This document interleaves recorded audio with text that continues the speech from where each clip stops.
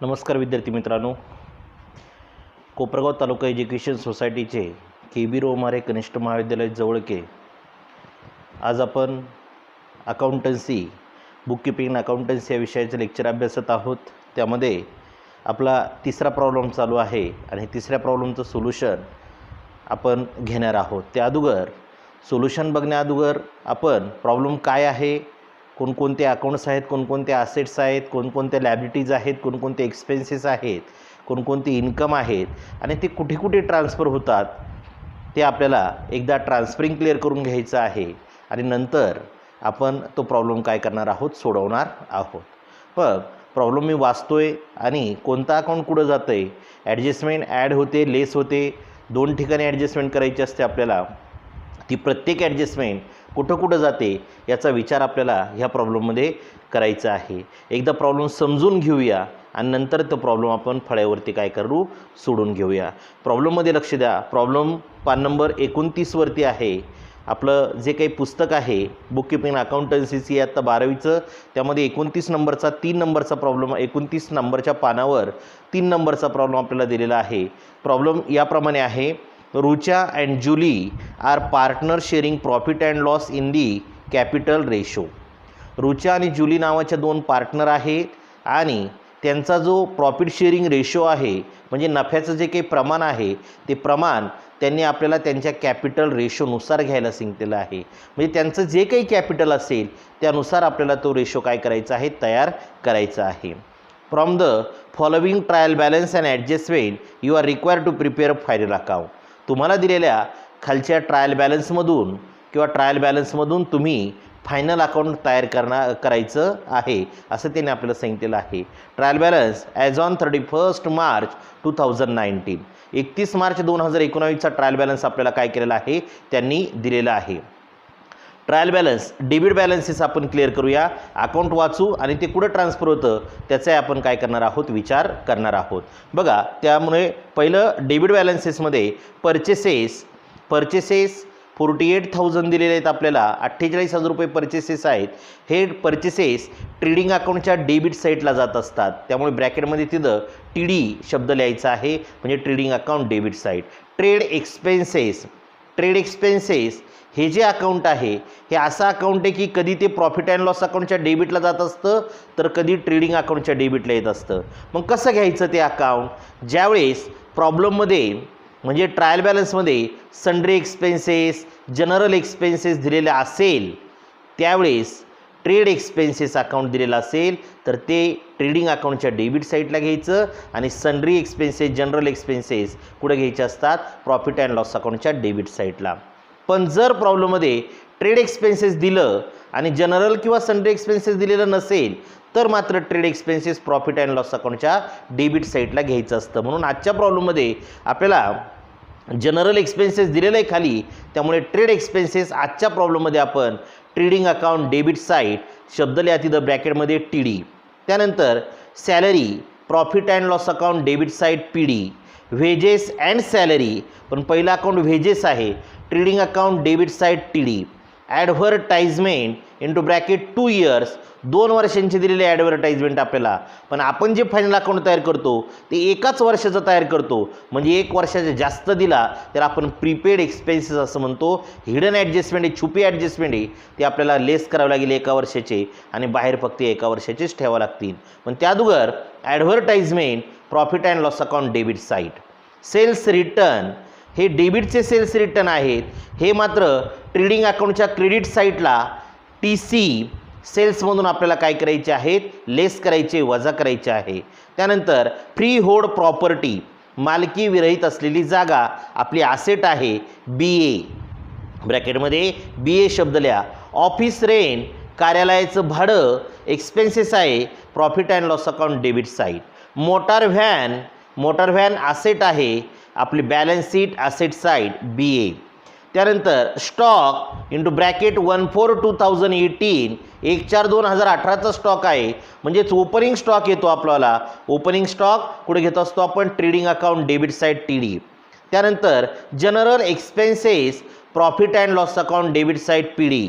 Sundry debtors asset आहे आपल्यावाली, balance sheet asset side BA।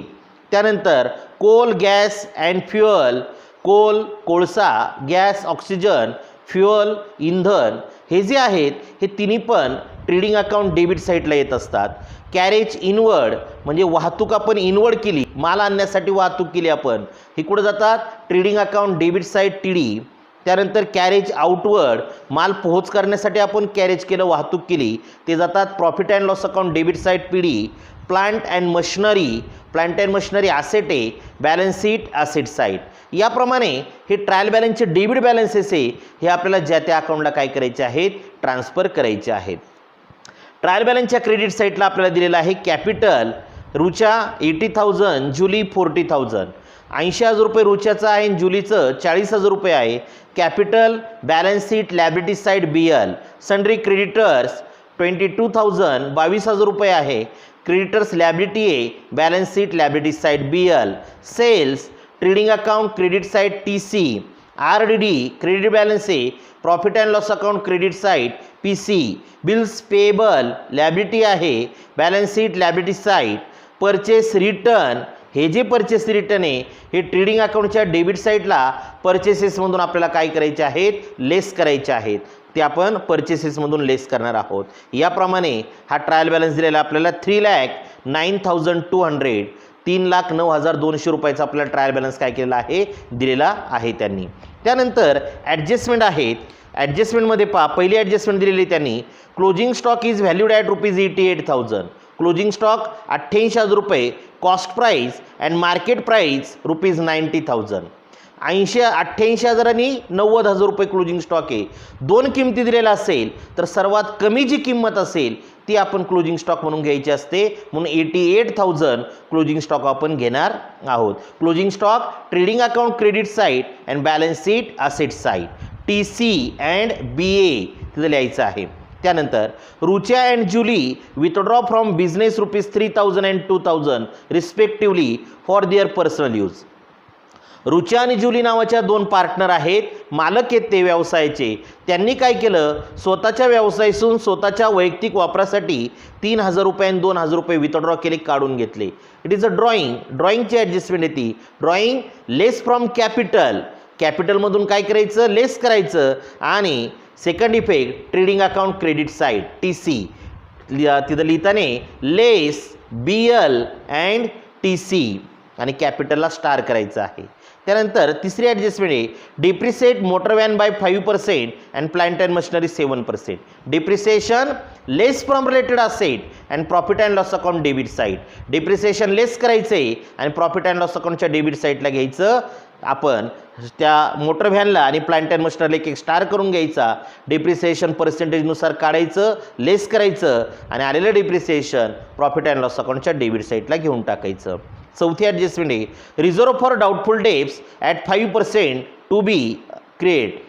RDDची adjustment आहे आपल्याला, रिझर्व फॉर डाऊटफुल डेब्स म्हणजेच RDD less from debtors and profit and loss account debit side. डेटर्समधून less करायचे आणि profit and loss अकाउंटच्या debit साईडला घ्यायचे असतात, म्हणून डेटर्सला एक स्टार करा. त्यानंतर आउटस्टँडिंग वेजेस ₹800. वेजेस आउटस्टँडिंग आहे, आउटस्टँडिंग म्हणजे द्यायचे बाकी आहेत.